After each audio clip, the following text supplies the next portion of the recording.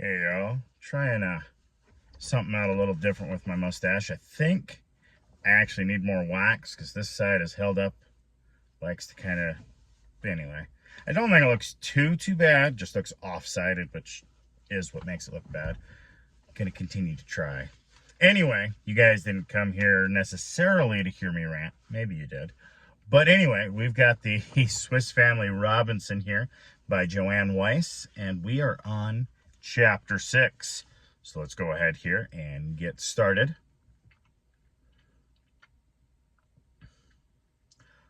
I will spare you a description, said my wife, of our first day's occupations. Truth to tell, I spent the time chiefly in anxious thought and watching your progress and signals. I rose very early this morning, and with the utmost joy, perceiving your signal that all was right, hastened to reply to it. And then, while my sons yet slumbered, I sat down and began to consider how our position could be improved. For it is perfectly impossible, said I to myself, to live much longer where we are now. The sun beats burningly the lifelong day on this bare, rocky spot. Our only shelter is this poor tent beneath the canvas, of which the heat is even more oppressive than on the open shore. Why should not I and my little boys exert ourselves as well as my husband and Fritz? Why should not we too try to accomplish something useful?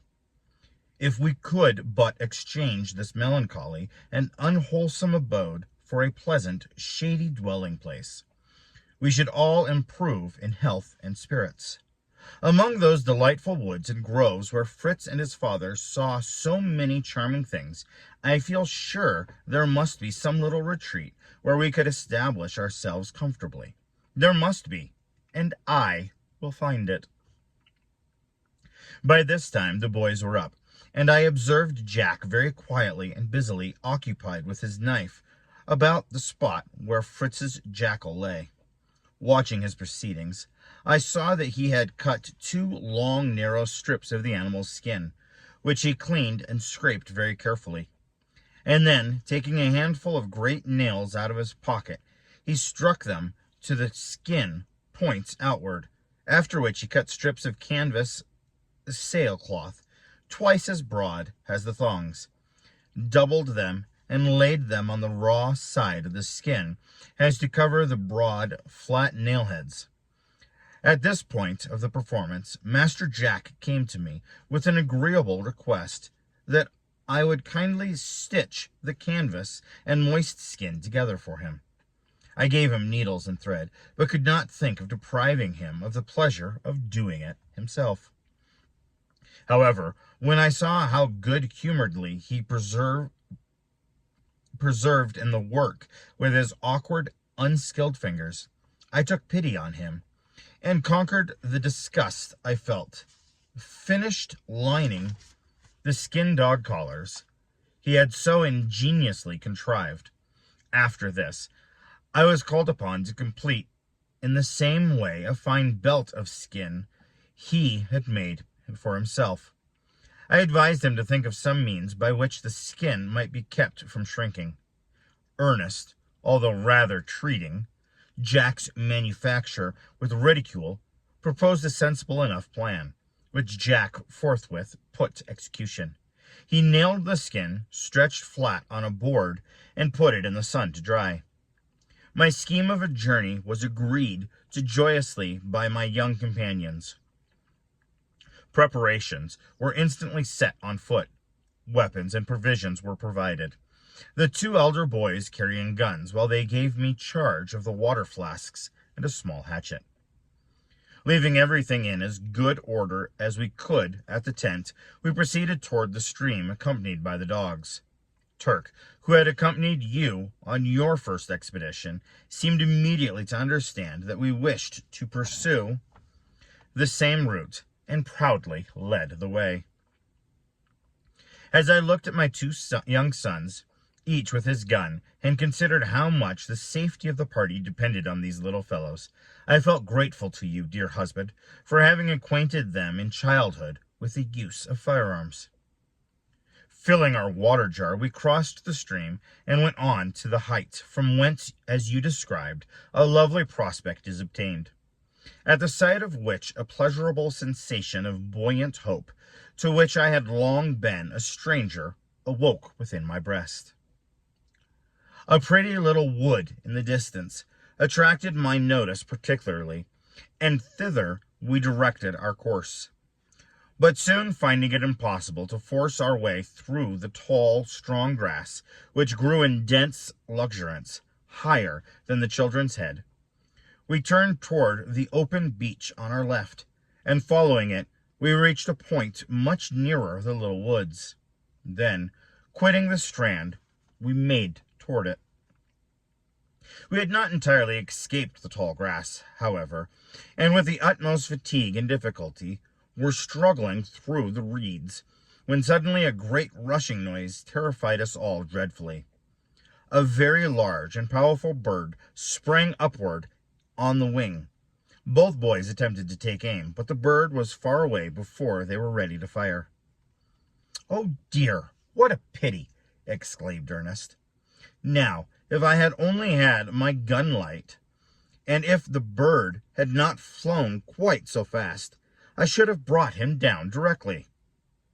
"Oh yes," said I, "no doubt you would be a capital sportsman, if only your game would always give you time to make ready comfortable." "But I had no intention that anything was going to fly up just at our feet like that," he cried. "A good shot," I replied, "must be prepared for surprises. Neither wild birds nor wild beasts will send you notice that they are about to fly or to run."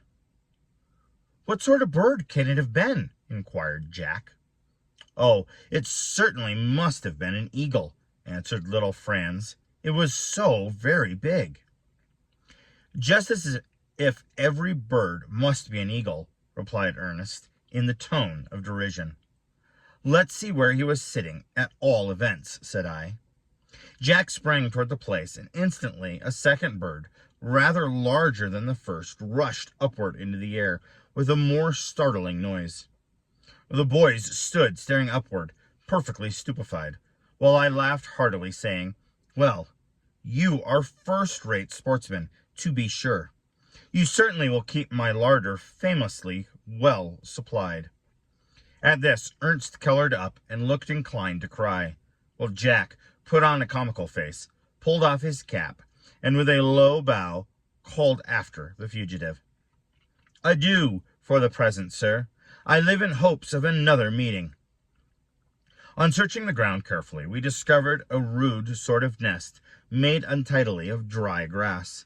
It was empty, although we perceived broken eggshells at no great distance, and concluded that the young brood had escaped among the grass, which, in fact, we could see was wavering at a little distance, as the little birds ran through it. "Now look here, Franz," said Ernst presently. "Just consider how this bird could, by any possibility, have been an eagle. Eagles never build on the ground, neither can their young leave the nest, and run as soon as they are out of the egg.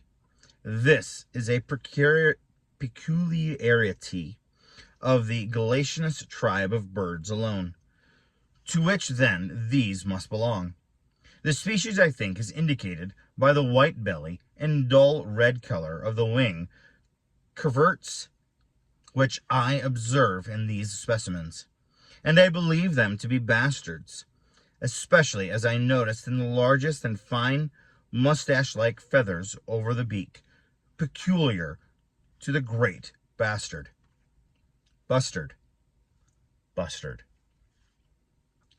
"My dear boy," I said, "your eyes were actively employed.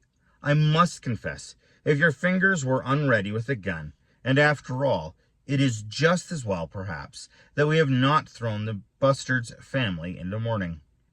Thus chatting, we at length approached my pretty wood. Numbers of birds fluttered and sang among the high branches, but I did not encourage the boys in their wish to try to shoot any of the happy little creatures.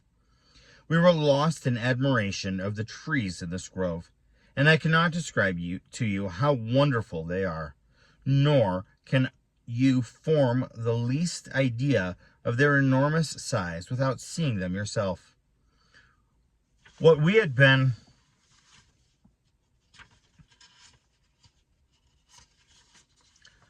calling a wood proved to be a group of about a dozen trees only, and, what was strange, the roots sustained the massive trunks exalted in the air, forming strong arches and props, and stays all around each individual stem, which was firmly rooted in the center.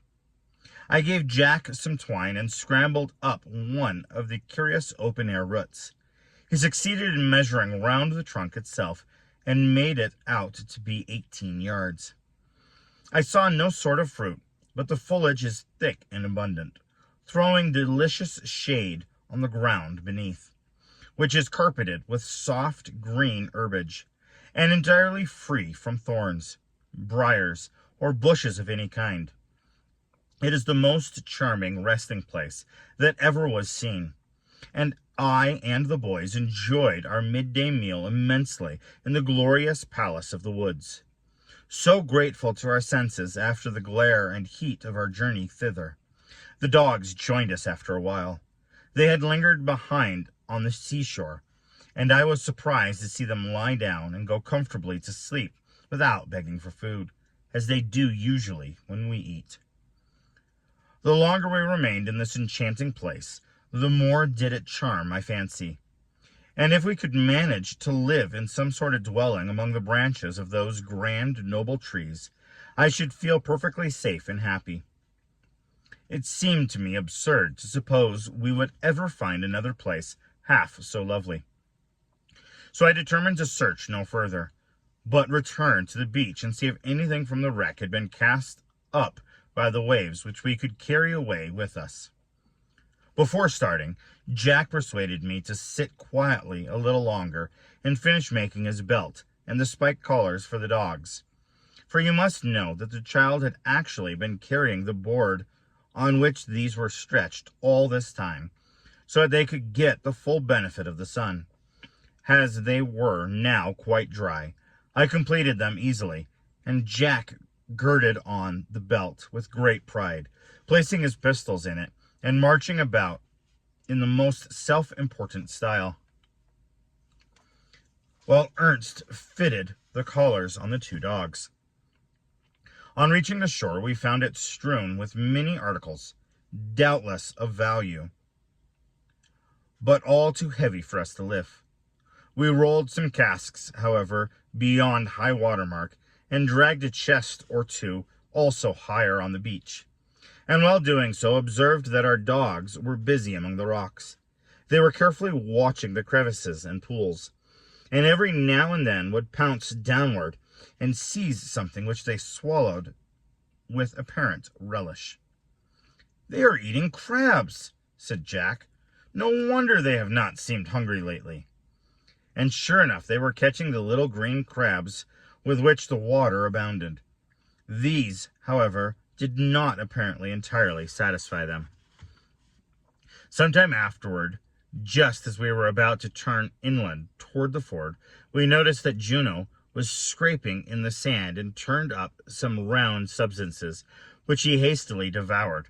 Ernest went to see what these were, and reported in his calm way that the dog had found turtles' eggs. "Oh," I cried, "then let us by all means share in the booty."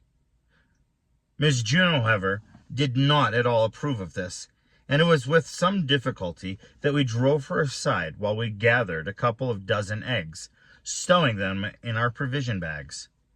While thus employed, we caught sight of a sail, which apparently to be merrily approaching the shore beyond the cliffs. Ernst declared it must be our raft.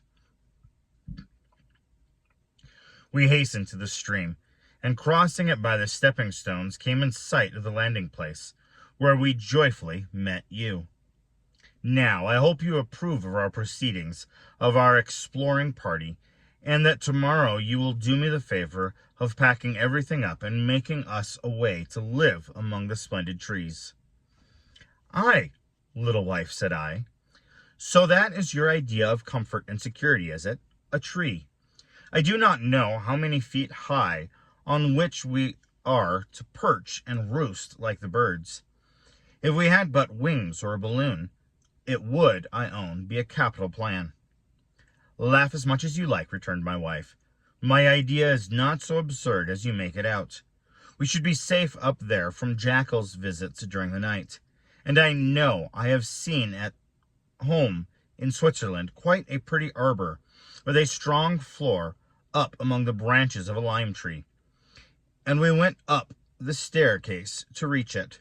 We could not we contrived a place like that, where we could sleep safely at night." "I will consider the idea seriously, my wife," said I. "Perhaps something may come of it. After all, meantime, as we have finished our supper and night is coming on, let us commend ourselves to Almighty protection and retire to rest." So it looks like they are going to try, or the wife would like to try to make a place where they could stay, live a little bit more comfortably than just out in the open in a tent. I don't know if you guys have ever been in a tent when the sun is up above you, but it really, really does make an incredibly hot area because the sun bakes the top and there's no air movement or very little, and it can make it very, very hot in that situations. Anyway, if you guys know some other type of mustache wax that you guys use or have seen used, let me know what you guys think. But for now, you all have a wonderful, wonderful, and blessed day.